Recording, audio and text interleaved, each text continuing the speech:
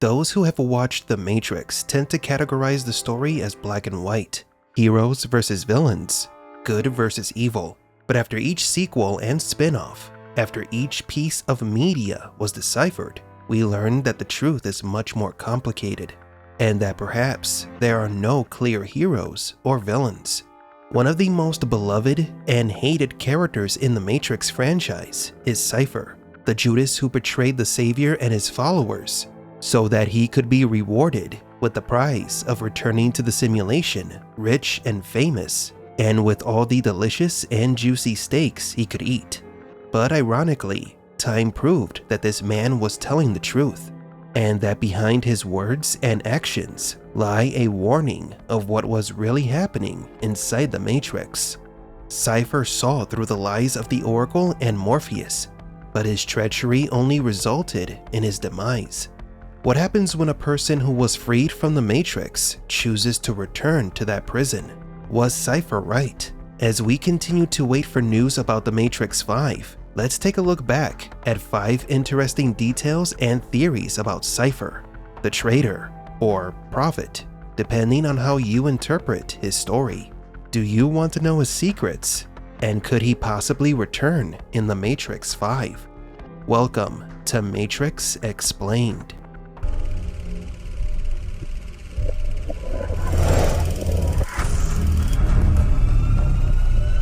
Welcome to the desert of the real. Number 5. Did Cypher try to warn Neo? This scene begins just as it did in the film. Neo finds Cypher navigating the computers alone, surfing the Matrix while the rest of the crew is asleep.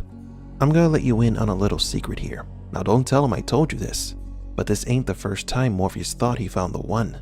Really, you bet your ass. It keeps him going. Maybe it keeps all of us going. How many were there? 5, since I've been here. What happened to them? Dead. All dead. How? Honestly? Morpheus. He got them all amped up believing in bullshit. I watched each one of them take on an agent, and I watched each one of them die. Little piece of advice? You see an agent, you do what we do. Run. Run your ass off. Look, I'm not trying to spook you. I just want to help, and I'm not going to bullshit you. See, this is the real world, and the real world ain't about heroes and miracles. This world's about one thing: survival. That's all there is. This small piece of dialogue changes a major plot point completely: Cypher's motivations. It does also change part of the story, but Cypher's betrayal in the script wasn't fueled by greed alone. Cypher was mad at Morpheus, not only because of his persuasiveness that tricked him into taking the red pill, but because his mistakes cost the lives of 5 innocent people. Morpheus was turned into a radical of the Oracle. He blindly believed in her so much that he led red pills to their deaths, sacrificed because of Morpheus's beliefs. Cypher's hatred is understandable, empathetic even. He witnessed how Morpheus awakens a person who he found interesting and convinces that person of being the one, just to have them killed, and then moves on to the next.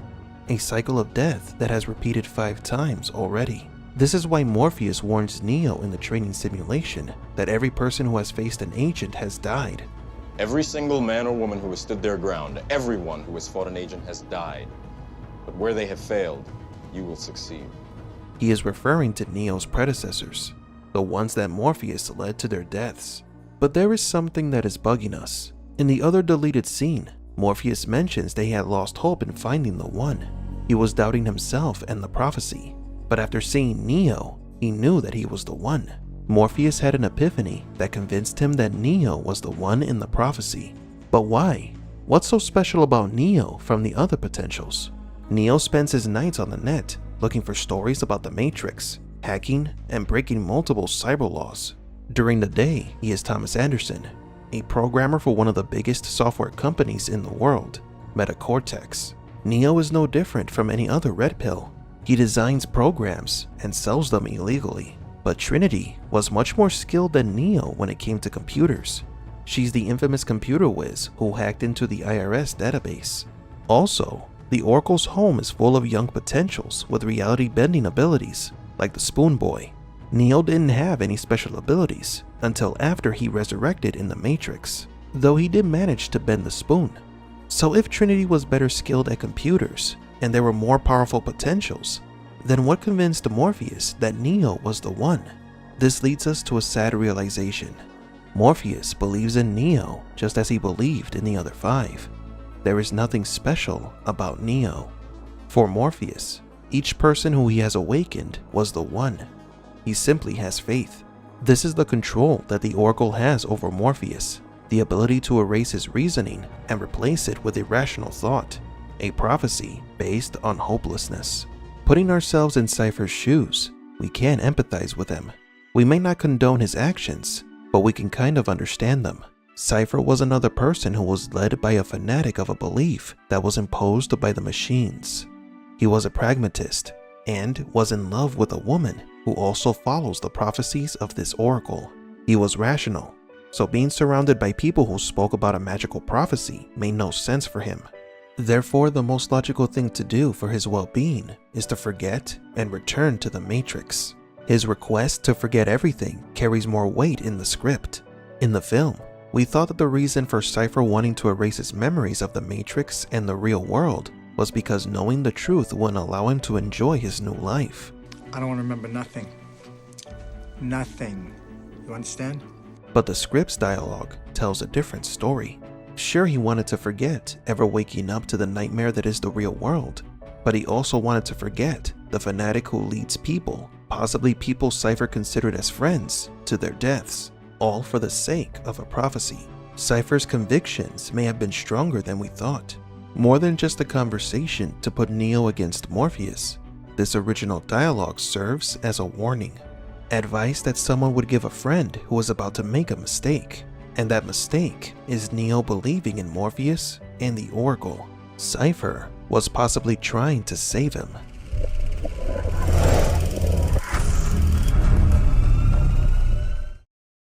Number 4.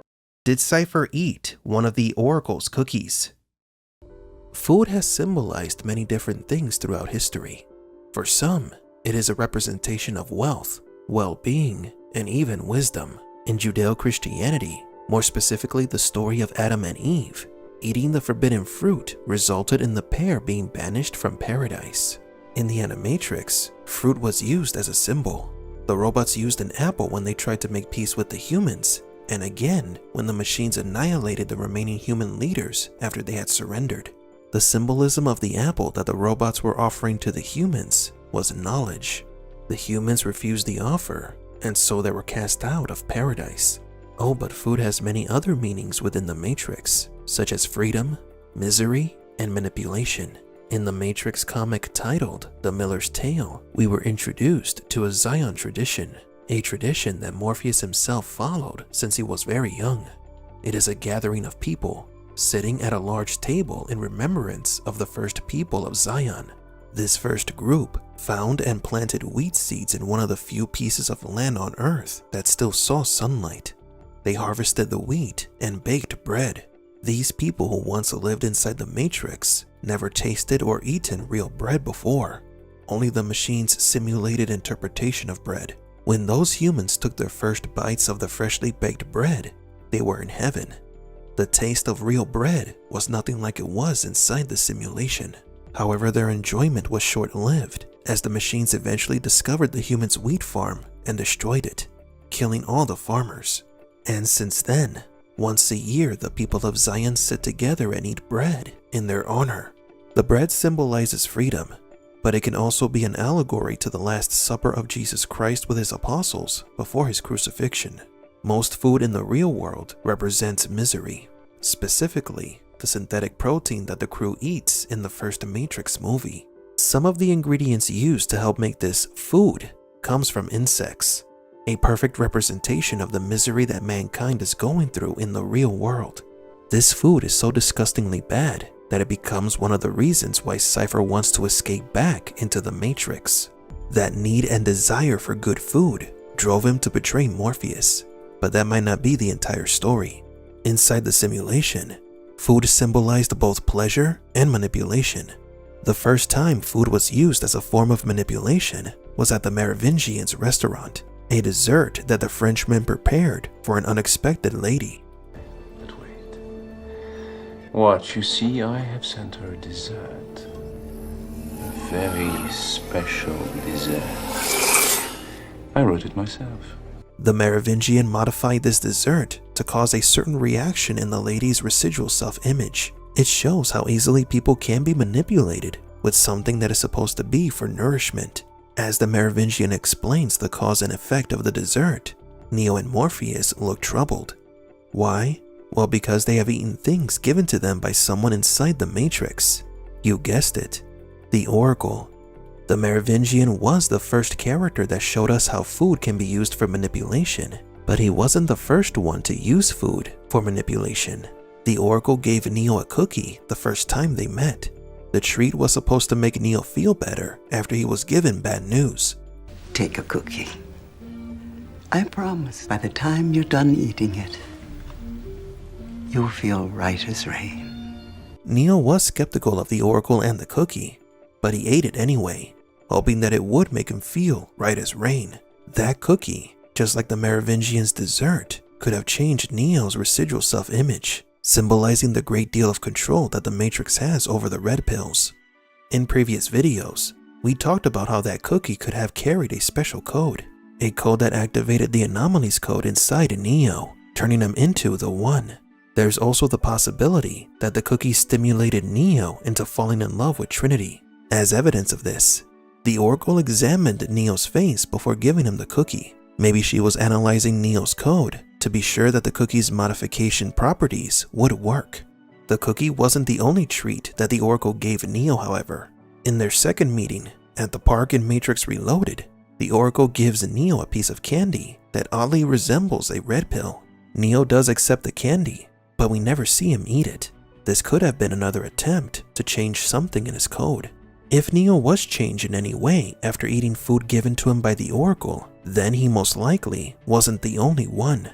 After Morpheus met the Oracle, he became a true believer of the prophecy. He broke up with his lover Niobe and dedicated his life to find the One.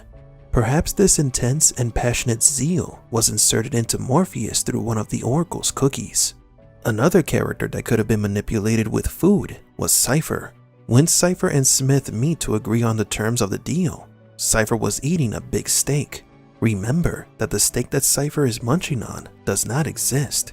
What he is consuming is codes in the shape of a meal. So there is the possibility that Cypher was being corrupted while he was enjoying his dinner. For Smith and the agents, modifying the food would be easy. There's no reason for them not to do it. The steak symbolizes pleasure, and how Cypher was willing to abandon his calling and turn traitor so that he can experience the earthly pleasures that only the Matrix can provide. This piece of meat also symbolizes ignorance, which is the complete opposite of what the apple in the Animatrix represented. As the fruit symbolized the opportunity to gain wisdom, the steak symbolized the bliss of ignorance, as Cypher wanted to forget everything about the real world and the war. Though in case you haven't noticed, Cypher was already willing to betray Morpheus before his steak dinner with Smith. So what if, at some point, Cypher got this strong desire to go back to the fake world after eating one of the Oracle's cookies? Sure, it does sound overreaching, but the Oracle does love to make these shady pastries. That's it. That's the secret. You've got to use your hands. Why? Cookies need love like everything does. Interesting that the Oracle would say that cookies need love. This pretty much connects her cookies to Neo and Trinity's relationship. The love that they shared could have been the result of RSI modifications caused by the cookies.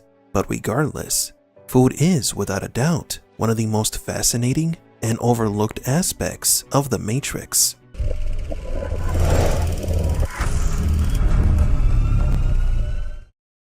Number 3. Why did Cypher betray everyone? To avoid further suffering, he had to return to the simulation. Here is where the Matrix film begins. There are two things to note about Trinity and Cypher's conversation at the beginning of the movie. 1. Cypher is jealous of Neo. And 2. Trinity notices that their communication is being traced. Did you hear that? Hear what? Are you sure this line is clean? Yeah, of course I'm sure. I better go. Also note that it was Cypher's turn to watch Neo, not Trinity's. You weren't supposed to relieve me. I know, but I felt like taking a shift. You like him, don't you? You like watching him. Don't be ridiculous. We're gonna kill him. You understand that? Trinity gets ambushed by the agents and escapes, but the agents acquired new information on a person of interest, Neo. We have the name of their next target. The name is Neo. We'll need a search running. It has already begun. The fact that the agents were able to trace communications, find Trinity so quickly, and obtain valuable information on Morpheus's new target all points to Cypher already cooperating to a certain degree with the agents, or he was, at the very least, sending a message that he wanted to help them. Cypher was a talented operator. He was able to manipulate the ship's computer to hide his meeting with the agents. So to think that Cypher did not know that the call was being traced is being naive. A known constant between the film's script and the film itself is that Cypher warned Neo of danger. As we mentioned earlier, in the film script, Cypher warned Neo about Morpheus. In the movie, he warns him about the agents. Little piece of advice. You see an agent, you do what we do. Run. You run your ass off. Cypher had already lost all hope in Morpheus and Zion long before the film began. He made his choice to make a deal with the enemy for one last chance at happiness. I don't want to remember nothing. Nothing. You understand? I don't want to be rich. Over a steak dinner at a very fancy restaurant, Cypher and Smith made a deal. The man's reconnection to the Matrix with no memories of the past 9 years and with a better life in exchange for Zion's access codes. Cypher doesn't know them, but he knows someone who does. The man who made the mistake of freeing him and whom Cypher carries much resentment. Morpheus. On the day Morpheus decides to take Neo to meet the Oracle, Cypher drops his phone in a nearby trash can to serve as a beacon for the agents to find. The agents would capture Morpheus and let Cypher go, and make it seem that he had escaped. Cypher. Yeah, there was an accident. Goddamn car accident. All of a sudden, boom! Somebody up there still likes me. Cypher is the first to get out of the Matrix, and then he subsequently begins to kill his crewmates. All but Morpheus. That was part of the deal. Here is when Cypher bears his feelings for Trinity and goes on a rant about how Morpheus lied to them all. He tricked us. If you would have told us the truth, we would have told you to shove that red pill right up your ass. However, Cypher wasn't going to be satisfied with just killing Trinity. He wanted her to suffer by having her watch her beloved Neo die. Did Cypher ever believe in the prophecy? Did he at one point have faith in Morpheus? Possibly, but life and the truth turned him into a miserable and cynical human being. He remembers the Matrix as a place of opportunity and happiness. However, before Cypher was to complete his part of the deal, he wanted to prove to Trinity and himself that Morpheus was always wrong by killing the One. I mean, if Neo's the one, then there'd have to be some kind of a miracle to stop me. Right? I mean, how can he be the one if he's dead? As Cypher said, if Neo was the one, then something should stop him from killing him. I don't believe it. Cypher's last words meant more than him simply being in disbelief that Tank was still alive. They meant that Cypher was wrong in abandoning everything he was taught. Cypher's life has ended, but his legacy lived on. He will go on to inspire other Red Pills who wish to stop fighting the machines and return to the Matrix. This group is known as the Cypherites. Cypher's life story is one full of disappointment. The story of a man who went from being a believer to a traitor, a Red Pill that once had hope in the person who freed him, to then resent him because of it.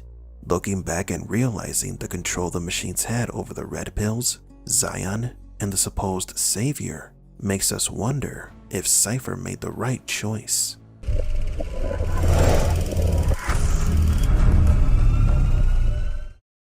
Number 2.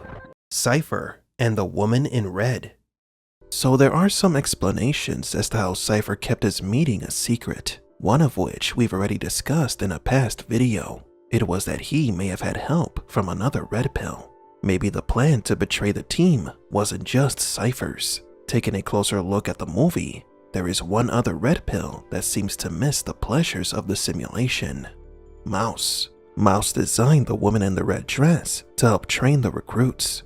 It also served another purpose, one that Mouse openly offered to anyone on the ship that was feeling lonely. Later, Mouse is in the Matrix gawking at a pinup girl. The girl is the woman in red, a model who lives in the Matrix. His desire for this woman is obvious, so perhaps Mouse wanted to make a deal with the machines in exchange for a new life in the Matrix alongside this model. However, Mouse would eventually die, betrayed by Cypher like the other crewmates. Mouse could have helped Cypher enter the simulation in exchange for the new life with the woman of his dreams. Another explanation is found in a scene from Enter the Matrix. Trinity is training with Ghost inside the construct. When they both disconnect, they get up from the chairs on their own. In this scene, we don't see anyone disconnecting Trinity or Ghost. There are no operators nearby, which means that they can't connect and disconnect from the simulation without an operator, at least from the construct. So Cypher could have connected himself to the Matrix. Perhaps the chairs have an automatic device that allows them to jack into the Matrix without the help of another person. Although there would still be the issue of how Cypher was alone on the main deck of the ship when he meets Smith. Therefore, this explanation is invalid. But the explanation that brings us here today is known as the Woman in Red theory and has been spreading around the internet thanks to a forum user named David. According to David, Cypher used the Woman in Red to divert attention from the red pills. After Neo meets the Woman in Red and Morpheus explains to him who the agents of the Matrix are, Mouse offers Neo some alone time with his creation. So I understand that you've run through the agent training program. You know, I wrote that program. Here it comes. So what did you think of her? Of who? The woman in the red dress. I designed her. She, well, she doesn't talk very much, but if you'd like to meet her, I can arrange a much more personalized milieu. The digital pimp hard at work. I pay no attention to these hypocrites, Neo. To deny our own impulses is to deny the very thing that makes us human. If there is one person who seeks pleasure, it's Cypher. You know what I realize?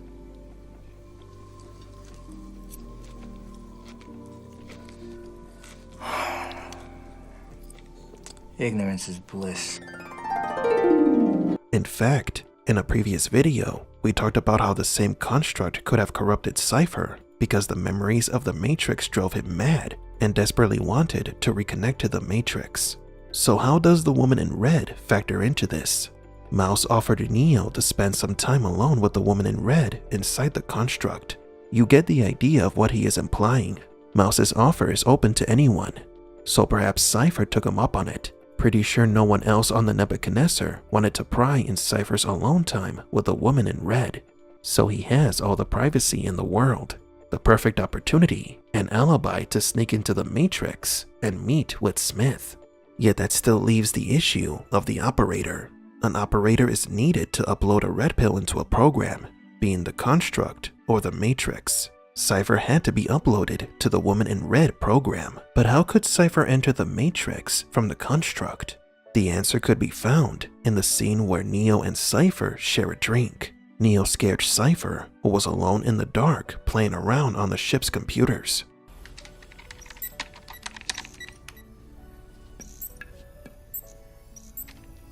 Whoa! Neo, you scared the bejesus out of me. This opens the possibility that Cypher was programming a back door to sneak into the Matrix without the operator noticing. So the plan was that Cypher would ask Mouse for some alone time with the Woman in Red. Mouse sets up Cypher's private time. He enters the construct, and sneaks into the Matrix through the backdoor access it created on the night that he was alone on the ship's computer. Since it was Mouse's program, he served as the operator. He uploaded Cypher to the construct, and like I said earlier, it is unlikely that anyone wanted to bear witness to Cypher's private time. As far as the crew's concerned, Cypher was just blowing off steam, but in actuality, he was plotting their demise. This wasn't the first time that Cypher installed secret doors or tracking programs on the Nebuchadnezzar's computer.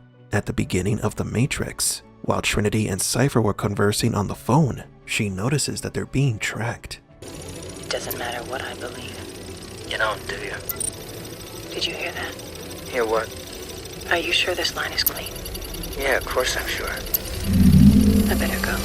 Cypher may have enabled a trace on the call so that the enemy could find Trinity while she was watching Neo. Cypher was jealous of Neo. He wanted the agents to find him. I don't remember you ever bringing me dinner. There is something about him, isn't there? Don't tell me you're a believer now. He will later again leave breadcrumbs for the enemy to find his crewmates, dumping his active phone in a trash can near their location so that the agents can capture Morpheus.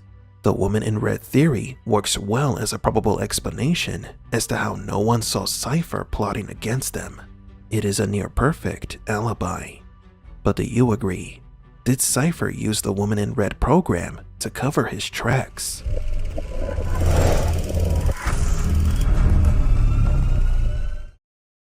And number 1. Will Cypher return in Matrix 5? After meeting Cypher, one would think that he was a somewhat egotistical and jealous person. He was envious of Neo because he got Trinity's attention. Cypher was tired of living in fear and struggling to survive, so he decided he would find a way to go back to a more pleasant life. These are just parts of Cypher's motivations. Cypher warned Neo to run from agents. Little piece of advice. You see an agent, you do what we do. Run. In the original script, Cypher actually warned Neo not to believe in Morpheus because he was responsible for the deaths of other people. So Cypher wasn't completely evil. He was just trapped in a difficult situation that he did not choose to be in. Cypher deeply hated Morpheus because he believed that Morpheus lied to him by not explaining what the Matrix was. Why, oh why didn't I take the blue pill? If you would have told us the truth, we would have told you to shove that red pill right up your ass. From Cypher's point of view, he was stuck in a group of religious fanatics and fighting in a war that he did not believe in. When Morpheus offers the pills to Neo, he doesn't warn Neo of what he's signing up for. He simply tells him that no one can be told what the Matrix is. Unfortunately, no one can be told what the Matrix is. You have to see it for yourself. So did Morpheus manipulate and lie to Cypher? Psychologist Stephen Hassan, an expert on cults, developed a model to try to detect these control groups.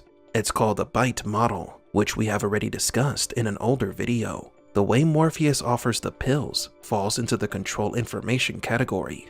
Deception. A. Deliberately withhold information. B. Distort information to make it more acceptable. And C. Lying by omission. According to the BITE model, Morpheus's actions are sectarian, and he uses manipulation, lies, and other elements to add soldiers to his cause. Many of the red pills, like Trinity, were content to fight in this war, but others, like Cypher, felt cheated. Even worse, when they wake up to the real world, they listen and follow these prophecies and other absurd things that were false to begin with. This is one of the reasons why Niobe left Morpheus. Morpheus's fanatism was leading him down a dark path. This brings us to Matrix Resurrections. More than 6 decades since Cypher's betrayal, his philosophy lingers. The red pill Shepard said to Neo, everything was simple back then. People wanted to be free. It's different now. Sometimes I feel like people gave up, like the Matrix won. Remember that Shepard wasn't born when Morpheus was fighting to free the humans from the Matrix. Shepard wasn't privy to Morpheus's strategies of persuasion to recruit new potentials. It's thanks to bugs that we discovered that the red and blue pills are still used to wake people up. But we also learned that Morpheus's fanatism destroyed Zion, or at least he caused a faction to leave the city to build a new one, Io. Several times during the movie, it was mentioned how Neo may have subconsciously wanted to stay inside the Matrix. There's even a clip of him eating steak at his home. Now, who else do we know also loved to eat steak? Do we have a deal, Mr. Reagan? If what Shepard said is true, that the Matrix has won, it's not only because the machines found a better way to keep people inside the simulation, but because the humans are choosing not to wake up. As the analyst nicely put it, You think you hold all the cards because you can do whatever you want in this world. I say, go for it. Remake it. Knock yourselves out. Paint the sky with rainbows. But here's the thing. The sheeple aren't going anywhere. They like my world. They don't want this sentimentality. They don't want freedom or empowerment. They want to be controlled. They crave the comfort of certainty. And that means you two, back in your pods, unconscious and alone, just like them. The analyst vindicated Cypher. He proved Cypher right, showing that the analyst is not just a genius that created the perfect prison, but that most people, given the knowledge and choice, would choose to stay in the Matrix. That is their home. They would not want Neo and Trinity to change anything. The analyst knows humanity so well that he is sure that the humans prefer the falsity of the Matrix over the horrors of the real world. What choice do the humans have at that point anyway? To live in a simulated reality where they might live relatively normal and peaceful lives? Or to be stuck in hiding in the real world? Io is a much better city than Zion, that is for certain. They are growing food, and they have an artificial sky that precipitates. But the city is still underground, hiding in a dystopian world. There is no favorable option for the people to wake up. And perhaps this is the reason why Morpheus never explained what the Matrix was until after you take the red pill. At that point, it's already too late. Revealing the truth early could easily scare any potential into not choosing the red pill. The analyst understands that most people think like Cypher. They are selfish creatures who seek pleasure, not conflict. I don't want to be rich. Someone important. Neo was given this reward. For years, he was living a rather satisfying and comfortable life, because maybe, somewhere deep down inside, Neo wanted to have that life that Cypher wanted. The only thing that makes Neo different from Cypher was Trinity. Her love for Neo gave him the reason to fight and to wake up from the Matrix. Come on, Neo! Viper! Holy shit. Viper! Cypher did betray Morpheus because he wanted to forget the horrors of the real world. But Morpheus brought about the end of Zion by ignoring the Oracle's warnings of a new threat. So who was the bigger egomaniac? He ignored them. The death of Morpheus and the destruction of Zion showed that Cypher was right in trying to jump ship. Zion's end was inevitable, and Cypher did not want to burn with the city. If he had not betrayed Morpheus, the anomaly may have taken longer to activate, but eventually everything would have happened anyway. But maybe Cypher's story isn't over yet. Certain events in the world of the Matrix are expected or needed to be repeated, such as someone must lead the anomaly, another must love them, and another must betray them. The one must have a mentor, a lover, and a backstabber. Perhaps one could make the argument that Jude is the backstabber in Matrix Resurrections, with him being the closest thing to a friend Tom had, but we would disagree, even though Jude and Judas are almost the same name. Coincidence in the Matrix? What do you think? Therefore, it is possible that in the previous cycles, Cypher also existed, and that he was the cause of Neo dying and being resurrected as the One. How did we come to this conclusion? Well, it starts with the architect looking for the perfect balance in the equation. For each new cycle of the Matrix, the Father is working to improve the Matrix code. The path of the One, the activation of the anomaly, was planned, supervised, and guided by the architect. He would oversee every detail, every event. Every step that Neo took in his life was controlled by the father and mother of the simulation. Your life is the sum of a remainder of an unbalanced equation inherent to the programming of the Matrix. Understanding the architect's words, He had complete control over everything that happened to Neo. And not only that, the simulation has been repeated so many times that the architect has lost count. The father did say that there were 6 versions of the Matrix, but in reality, there could have been 6 million versions. Then later, when the analyst took Neo's body, he tried to activate the anomaly, but no matter how hard he tried, he couldn't. The analyst discovered that Trinity was needed to activate Neo's powers, but Cypher was also needed. That's why we believe Cypher must have appeared in the other simulations as well, serving as the Judas archetype to lead Thomas Anderson to his death and his resurrection. The humans in the Matrix are not completely human.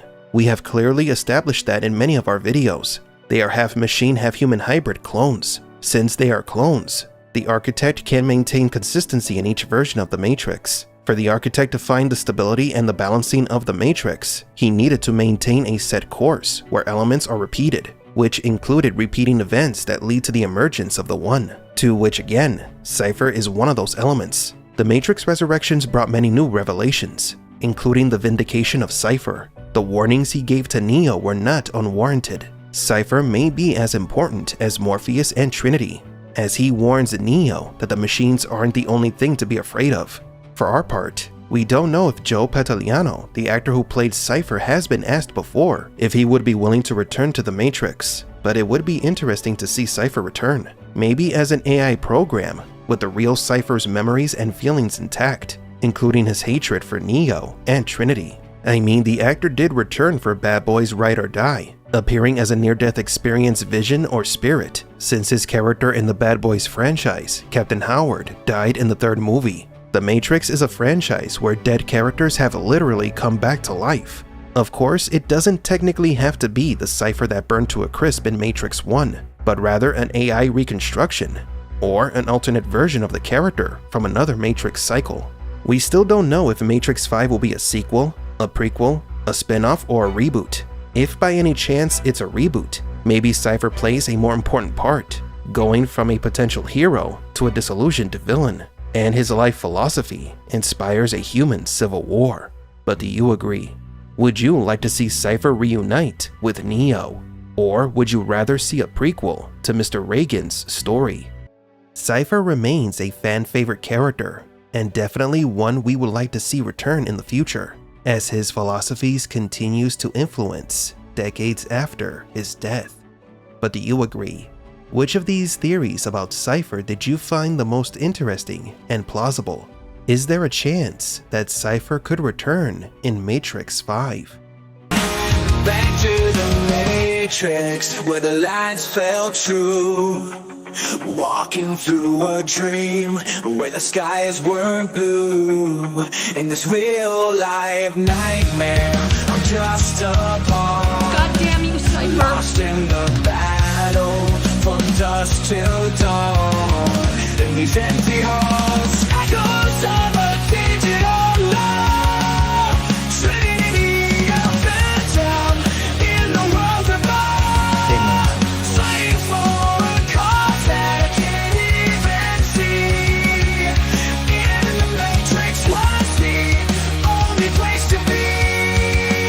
Bring me back to the Matrix, where I could feel where the scars were revealed, and the steel wasn't steel in the arms of a dream.